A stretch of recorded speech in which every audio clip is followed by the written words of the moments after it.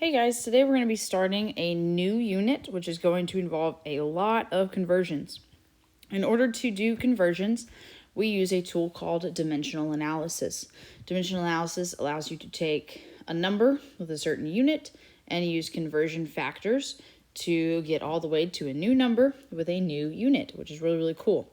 But before we start throwing the actual chemistry conversions at you, because they've got weird words like moles and Avogadros and crazy numbers, we're going to get used to using this dimensional analysis tool using some conversions that you're probably, hopefully, familiar with. This worksheet is included in your digital notebook. If you go to the dimensional analysis or conversions notes, then you can click on the link there and hit make a copy, but also it'll probably be attached to Google Classroom somewhere. Your teacher may have provided it, but that's where the notes are housed. You can make your own copy and fill them in there, or you can just follow along on a piece of paper. But either way, you need to be able to write this down and do it as we go through the video.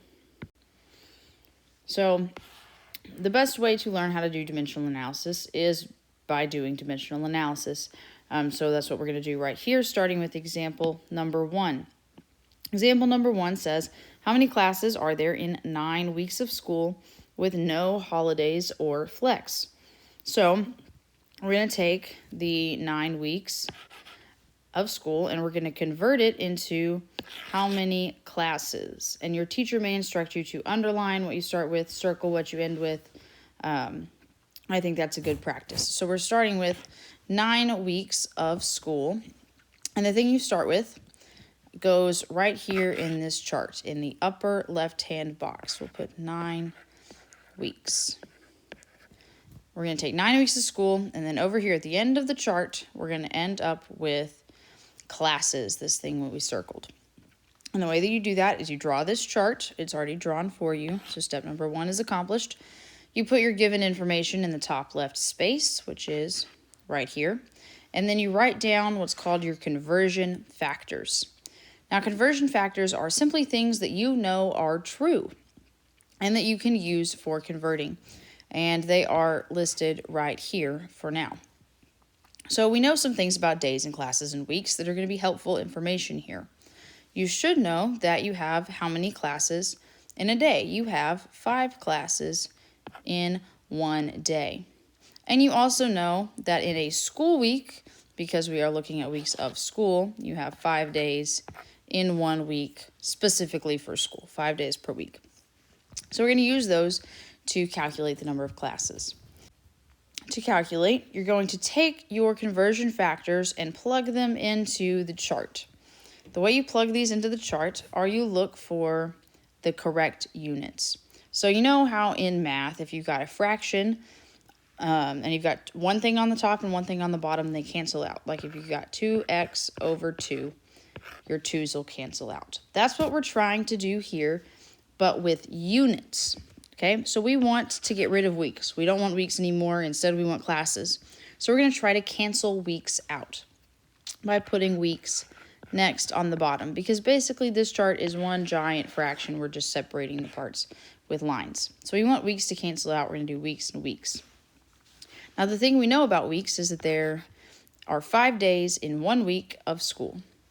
So what you do is you take the conversion factor that involves weeks and you're going to plug it into the chart. 1 week, which goes on the bottom, equals 5 days. So you put the things on top of each other that are equal to each other. We got 5 days is equal to 1 week. So they go on top of each other. And these weeks and weeks are going to cancel out. So now we're just going to be left with days. But we don't want days, we want classes. So we're going to use this other piece of information that we have. It says 5 classes are in 1 day. Now the thing that goes on the bottom is this unit. We want days on the bottom so that days and days cancels out. We know 1 day is equal to 5 classes. So we plugged that whole equivalency, or not equivalency, we're calling them conversion factors, that whole conversion factor in right here. And our days and days will cancel out. And cross them right out. Days and days go away. And you're left with classes being the only unit. And now you're left with a chart and a unit, but what you're looking for is a number. How you find that number is you multiply by everything that is on the top and divide by everything that is on the bottom. So we'll do 9 times 5 times 5 divided by 1 divided by 1. 9 times 5 is 45 times 5 is 225 divided by 1 is 225 divided by 1 is 225. So there are 225 classes in 9 weeks, and you'll see you end up using this last unit that you had, 225 classes in 9 weeks of school with no holidays or flex. Now let's check out another example. We've got how many seconds are in the year 2020, which is a leap year. So the first thing we do is we draw the chart. Chart's already drawn. After you draw the chart, you put your given information into the chart in the upper left-hand corner right there.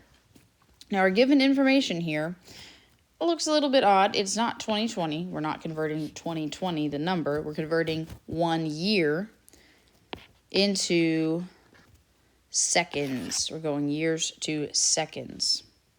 So we got to know a lot of information there. We know that 1 year is equal to normally 365 days, but it's a leap year, 2020, which is 366 days. So we'll put 1 year equals 300, sorry, having trouble with my tools there, 366 days. But we've got to get all the way to seconds, so we need to know a few more things. We know that there are 60 seconds in 1 minute. We know that there are 60 minutes in 1 hour. We know that there are 24 hours in 1 day. So we're going to put all of those things into the chart. We're starting off with years. So we want an equivalency or a conversion factor that involves years. That one's down here. It says that 1 year has 366 days in it. So we'll put 1 year on the bottom.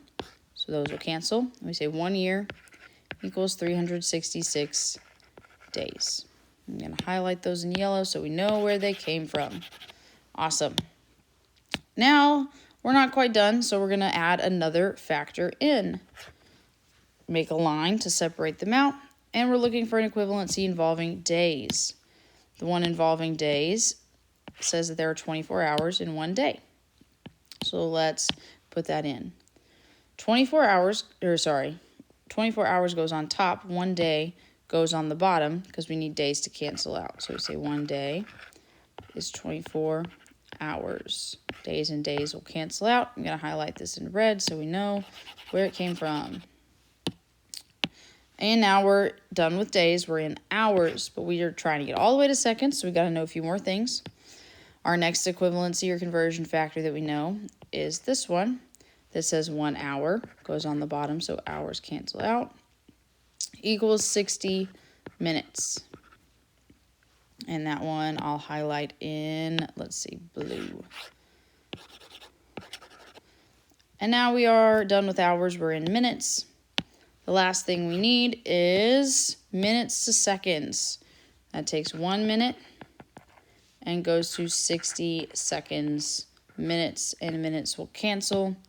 You're left with just seconds right there.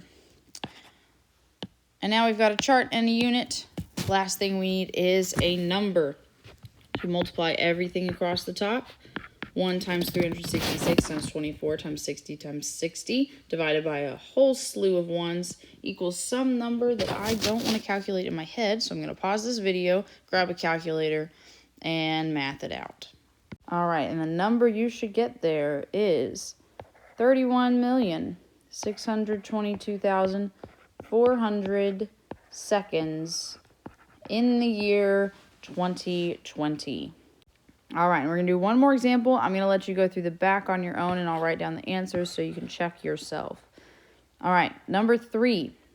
If you travel 2 hours at 76 miles per hour, how far do you travel? Well, this one starts with 2 hours. You're taking your 2 hours, and you're going to convert those into miles. How far do you travel? Now, there is a conversion factor that is included in your question here. So you'll write down your 2 hours. That's what you're starting with. But you need to know how many miles goes in 1 hour. And that rate is right here, 76 miles per hour.